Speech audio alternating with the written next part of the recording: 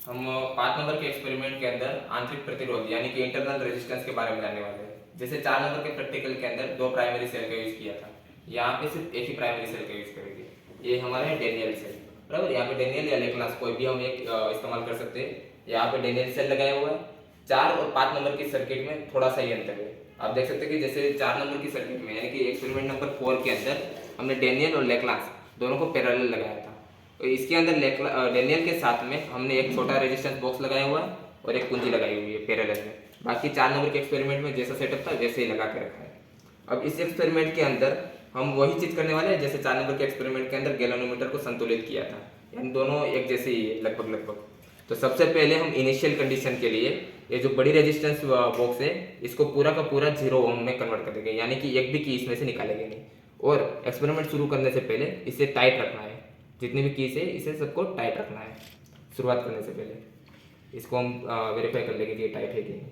अगर ये थोड़ा भी लूज होती है तो हमारा जो एंडिंग में जो फिर से हम लेने वाले एक रीडिंग उसमें तकलीफ होगी, तब मैं बताऊंगा आपको। और एक की ओपन रखनी है शुरुआत में, ठीक है। ये वाली की ओपन रखनी है, यानी कि इसमें से करंट नहीं जाएगा बैटरी का, सिर्फ इधर से रहेगी।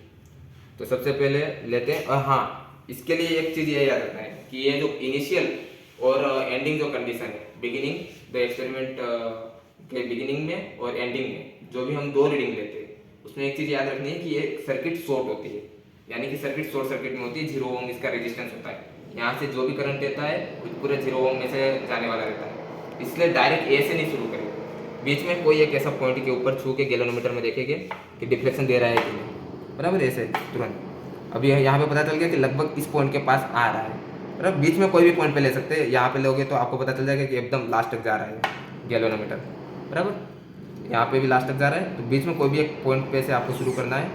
इसको शॉर्ट कंडीशन बोलते हैं और इसको तुरंत रीडिंग लेना है, बराबर। प्रॉम्प्टिंग रीडिंग लेना है इसे। यहाँ पे देखें कि 0 इधर आ चुका है, ये आ गया 0 इधर। इस रीडिंग में बहुत डिफ्लेक्शन जल्दी जल्दी मिलेगा इस वाले रीडिंग के लिए। तो यहाँ पे आएगा 66। तो हमारे इनिशियल कंडीशन का रीडिंग हो गया 66, बराबर। यानी ये पॉइंट से हम जैसे 4 नंबर के एक्सपेरिमेंट में काउंट करते थे, फिफ्थ में भी यही पॉइंट से काउंट करेंगे। उसमें बी से भी नहीं करना है, ए से ही करना है। तो हमारा 66 सेंटीमीटर यहाँ पे आ चुका है। अब बढ़ेंगे रीडिंग लेने के लिए।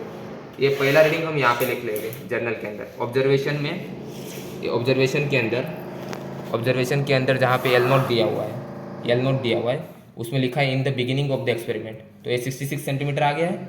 अभी एक्सपेरिमेंट करना शुरुआत करेंगे। अभी देखेंगे कि जो डेनियल के साथ में जो पैरेलल एक रेजिस्टेंस जोड़ा हुआ है उसमें से हम यहाँ पे 10 ओम लिया है तो हम 10 ओम रेजिस्टेंस निकाल रहे हैं, बराबर। 5 भी निकाल सकते हैं, आपके ऊपर है, पर 5 से ऊपर ही निकालना, 5 से नीचे मत रखना। तो यहाँ पे 10 ओम का रेजिस्टेंस निकाला है।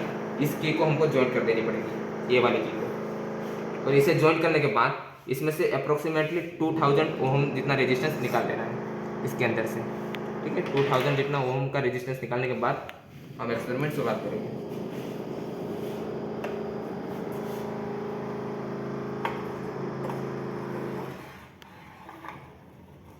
हम देखेंगे कि इसके लिए 0 का कंडीशन हमारे यहाँ पे सेटिस्फाई हो जा रहा है 37 सेंटीमीटर के ऊपर, बराबर। 37 सेंटीमीटर के ऊपर 0 हमारे गैल्वेनोमीटर में डिफ्लेक्शन दिखा रहा है।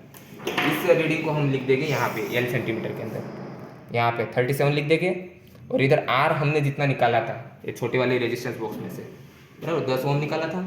तो उसी R को हम यहाँ पे लिख देंगे 10 ओम, बराबर। और यहाँ पे थर्ड कॉलम में R का इन्वर्स हो जाएगा, फोर्थ कॉलम में लेंथ का इन्वर्स हो जाएगा, जो हमारा 37 आया था यहाँ पे वो 1/37 हो जाएगा। फिर एक इक्वेशन डिराइव किया हुआ है, उसके ऊपर से हम इंटरनल रेजिस्टेंस फाइंड कर पाएंगे। अब यहाँ पे एल नोट जो है वो आपको एवरेज लेना है, यानी फोर्थ कॉलम का कैलकुलेशन हम आखिर में करेंगे, ठीक है। अभी इसी चीज़ के सेकंड और थर्ड रीडिंग के लिए क्या करना है, जैसे यहाँ पे 10 ओम निकाला था तो अब 15 ओम निकाल के देखिए, बराबर। या तो फिर 12 ओम निकाल के करिए। अब एक रीडिंग दूसरा हम 12 ओम निकाल के कर लेते हैं। 12 ओम यहाँ से निकाल दिया है। अब यहाँ से सेम ही कंडीशन दोहराएंगे जब 0 हो जाए तब।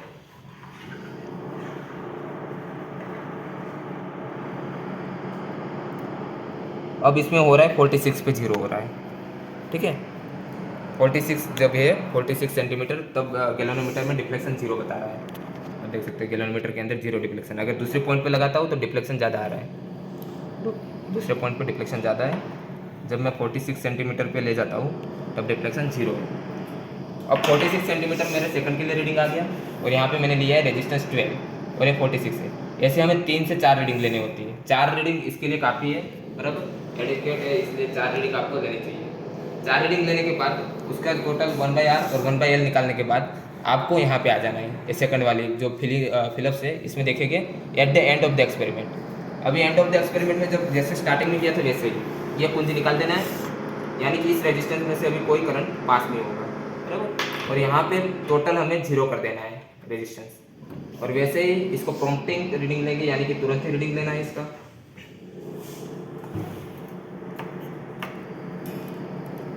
यहाँ पे देखेंगे इस रीडिंग के लिए आ रहा है 0 इधर,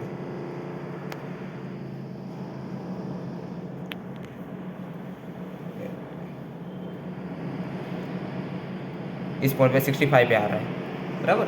पहले में हमारा 66 पे आया था, इसमें 65 पे आया। गैल्वेनोमीटर के अंदर ऐसा दिखेगा आपको, डिफ्लेक्शन बहुत तेज़ी से दिखेगा, क्योंकि सर्किट जब शॉर्ट होती है तो गैल्वेनोमीटर के अंदर डिफ्लेक्शन बहुत फास्ट होता है, बराबर।